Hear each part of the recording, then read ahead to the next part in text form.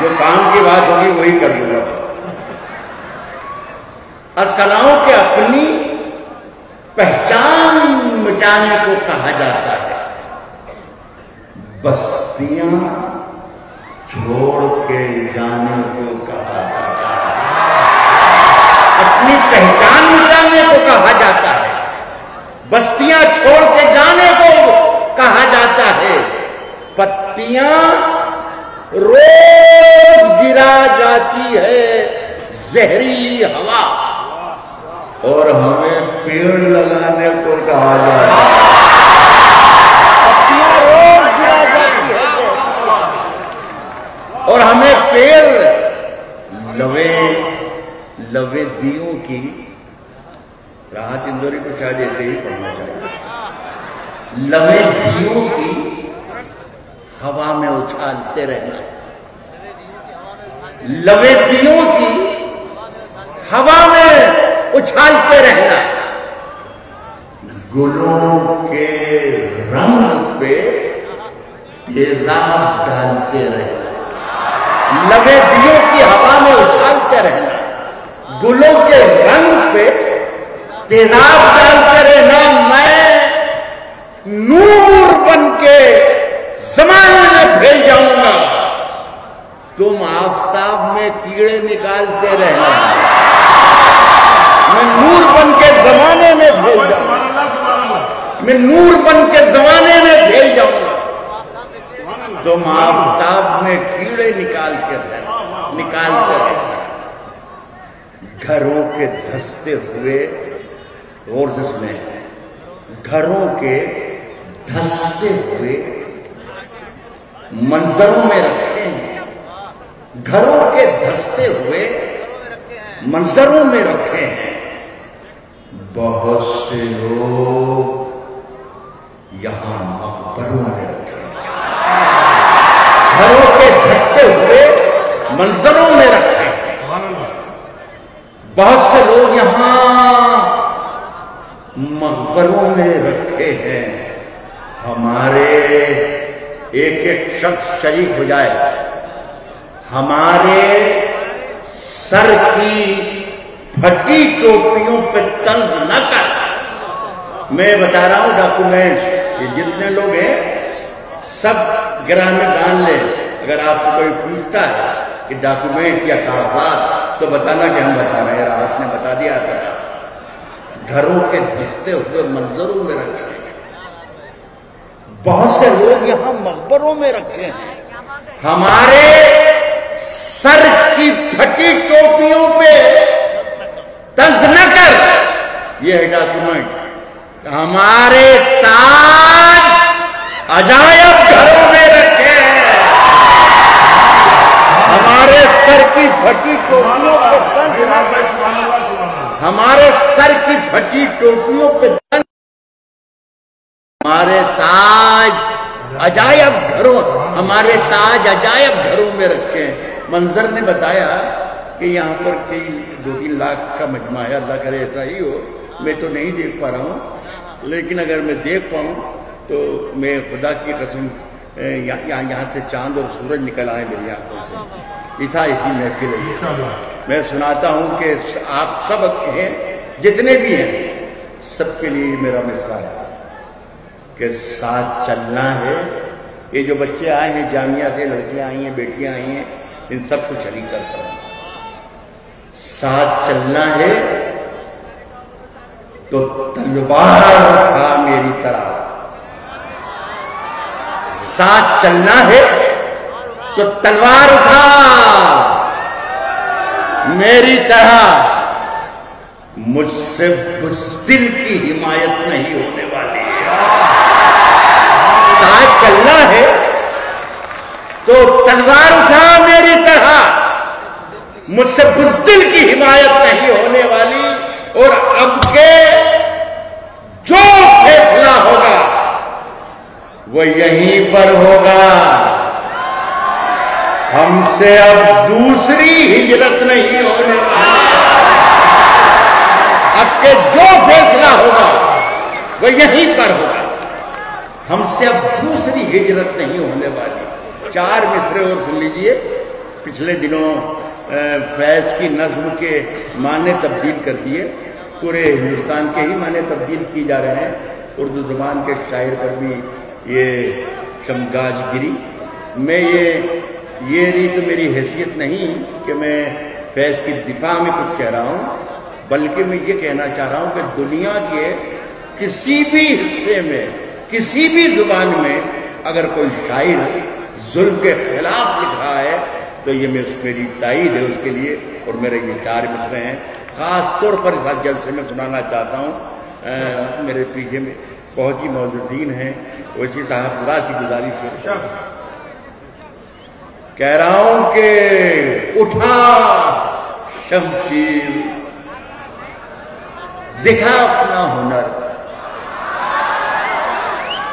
کیا لے گا کیا لے گا کیا لے گا؟ اٹھا شمشیر دکھا اپنا ہنر، کیا لے گا؟ یہ رہی جان، یہ گردن ہے، یہ سر، کیا لے گا؟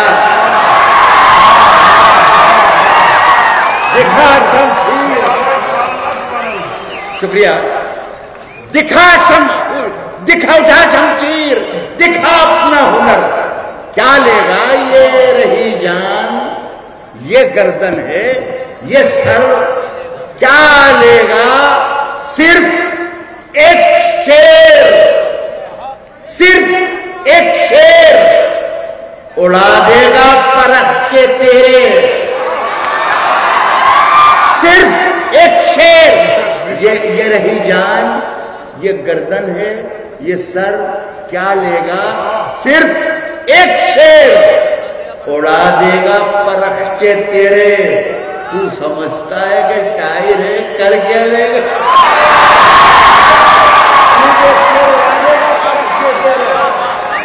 صرف ایک شیر اڑا دے گا پرکھ کے تیرے، تو سمجھتا ہے کہ شاعر ہے۔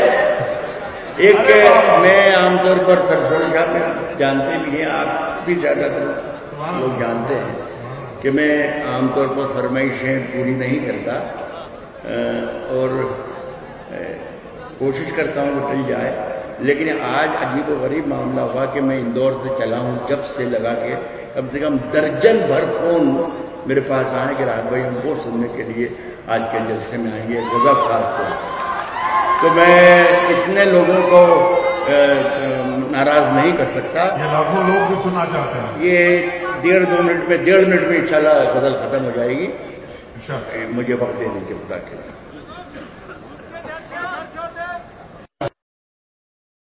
خلاف ہیں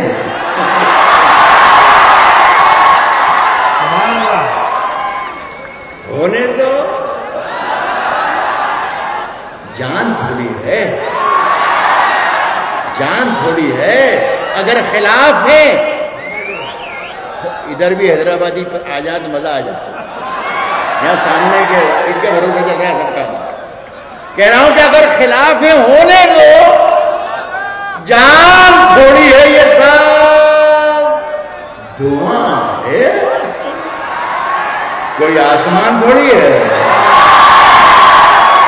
اگر خلاف ہے ہونے دو، جان تھوڑی ہے، یہ سب دھواں ہے، کوئی آسمان تھوڑی ہے صاحب۔ لگے گی آگ تو آئیں گے گھر کی زد میں، لگے گی آگ تو آئیں گے گھر کی زد میں، یہاں پہ صرف ہمارا مکان تھوڑی ہے،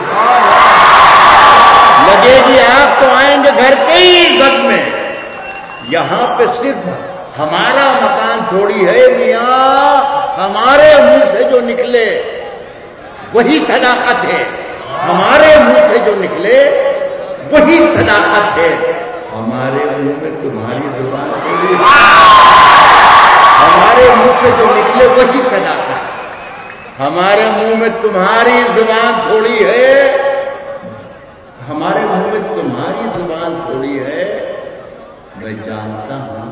ذرا سا باریک شعر ہے، لیکن میں یہ بھی مجھے احساس ہے کہ میں حیدرآباد میں کھڑا ہوں تو میرا شعر ضائع نہیں ہوگا۔ ہمارے منہ میں ہمارے منہ میں تمہاری زبان تھوڑی ہے، ہمارے منہ میں تمہاری زبان تھوڑی ہے۔ میں جانتا ہوں کہ دشمن بھی کم نہیں، لیکن ہماری طرح ہتھیلی پہ جان تھوڑی ہے۔ میں جانتا ہوں کہ دشمن بھی کم نہیں، لیکن ہماری طرح ہتھیلی پہ جان۔ ایک فرشوری صاحب ذرا سا مجھے اجازت دیتے ہیں کہ ایک کچھ سیکنڈ کے لیے ایک بات بھی کہہ دوں کہ پچھلے دنوں ایک ویڈیو وائرل ہوا، بہت ہی زبردست چلا، ایک آڈیو جو تقریر ایک صاحب کر رہے ہیں، میں نہیں جانتا کون صاحب ہے، یہاں تو جتنے بھی یہ صاحب ہی ہوتے ہیں، تو وہ صاحب کہہ رہے تھے کہ اردو کا ایک شاعر ہے راحت اندوری جو جہادی ہے۔ تو میں حیرت میں پڑ گیا کہ ظاہر میں میری عمر 70 سال کی ہو گئی اور مجھے ابھی تک پتہ ہی نہیں چلا کہ میں جہادی ہوں۔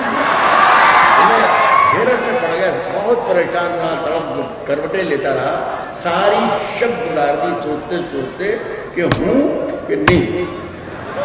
اور صاحب صبح فجر کی اذان ہو گئی، فجر کی اذان ہوئی تو میں نے اللہ سے لو لگائی کہ اللہ تو ہی مجھے کچھ اشارہ فرما کہ میں ہاں بھی میں زور سے بولوں گا جب تو آواز آئے گی، ابھی کہاں دھیرے بول رہا ہوں میں نا، اب ذرا سا سن لیں آپ، میں آپ کے کام کی بات ضائع نہیں ہونے دوں گا، آپ اطمینان رکھیں۔ میں نے کہا اللہ تو ہی کوئی روشنی دے مجھے، کوئی اشارہ کر کہ میں جہادی ہوں کہ نہیں۔ مجھے ایسا لگا کہ کوئی روشنی مجھے بتا رہی ہے کہ نہیں تم جہادی تو نہیں ہو، لیکن یار کچھ تم ہو الگ۔ تو مجھے یہ بھی اچھا لگا کہ اگر الگ ہوں تو بھی الحمدللہ۔ میں نے صاحب 2 لائنیں لکھی، 3 لاکھ لوگوں کی طرف سے پڑھ رہا ہوں یہ شعر سمپت بھائی کی موجودگی میں۔ اگر یہاں یہ منظر نے کہا کہ میرے سامنے لاکھوں لوگ ہیں، تو ان لاکھوں لوگوں کی طرف سے راحت اندوری میں شریک ہو کر آپ سب کے لیے یہ شعر پڑھ رہا ہوں۔ ہر شخص کے دل میں یہی ہے جو میں کہہ رہا ہوں۔ کہتا ہوں کہ میں جب جاؤں تو وہیں آ جاؤں گا، ہتھیلی میں جان تھوڑی ہے۔ میں جب مر جاؤں تو میری الگ پہچان لکھ دینا۔ سمپت بھائی شعر سنیے گا، کہتا ہوں کہ میں جب مر جاؤں، آواز آ رہی نا؟ ہاں تو میں نے بولا تھا جب آپ کے کام کی بات شروع ہوگی تو بول دوں۔ میں جب مر جاؤں تو میری الگ پہچان لکھ دینا، میں جب مر جاؤں تو میری الگ پہچان لکھ دینا، لہو سے میری پیشانی پہ ہندوستان لکھ دینا۔ میں جب مر جاؤں تو میری الگ پہچان لکھ دینا، لہو سے میری پیشانی پہ ہندوستان لکھ دینا۔ میں جانتا ہوں کہ دشمن بھی کم نہیں، لیکن ہماری طرح ہتھیلی پہ جان تھوڑی ہے۔ ہماری اس میں کون سی بات کہتی ہے؟ بیچارہ کہہ رہا تھا کہ وہ ایسا کہتا ہے، جہادی ہے۔ ہماری طرح ہتھیلی پہ جان تھوڑی ہے۔ جو شعر پڑھنا ہے کہ جو آج صاحب مسند ہیں کل نہیں ہوں گے۔ یہاں کہا جاتا ہے انشاءاللہ، جو آج صاحب مسند ہیں کل نہیں ہوں گے۔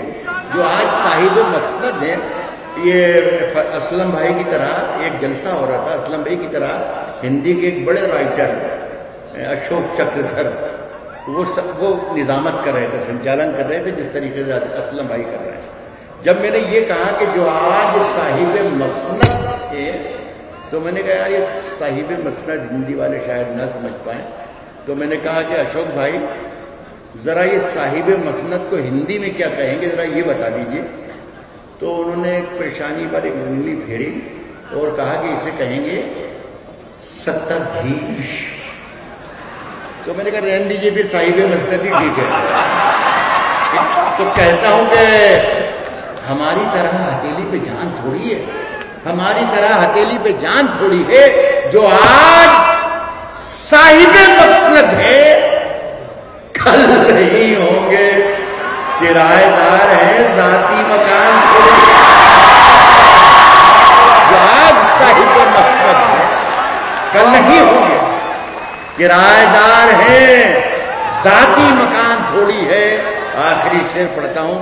افسوس کہ میڈیا نے اخبارات نے جو بھی ذریعہ انہیں ملا اس شعر کو بنا دیا کہ یہ بتا دیا کہ یہ کسی مسلمان کا شعر ہے یا کسی نے لکھ دیا کہ یہ کسی ہندو کا شعر ہے. یہ مجھے اس کا دکھ ہے, اس کا افسوس ہے. نہ تو یہ ہندو کا شعر ہے نہ یہ مسلمان کا شعر ہے. یہ ہر اس ہندوستانی کا شعر ہے جو اپنے وطن کے لیے ہر وقت اپنی جان دینے کے لیے تیار ہو. ہندو مسلم سکھ عیسائی کوئی بھی کسی بھی دھرم کا کسی بھی ذات کا ہو, اگر وہ ہندوستانی ہے تو میرا یہ شعر اس کی آواز ہے, اس کا شعر ہے. کرایہ دار ہیں ذاتی مکان تھوڑی ہے. کرایہ دار ہیں ذاتی. یہ دیکھو یہ والی آواز نہیں آ رہی ہوگی آپ کو اس لیے کہ میں دھیرے بول رہا ہوں. کرایہ دار ہیں ذاتی مکان تھوڑی ہے. سبھی کا خون ہے شامل یہاں کی مٹی میں. سبھی کا خون ہے شامل یہاں کی مٹی میں. کسی کے باپ کا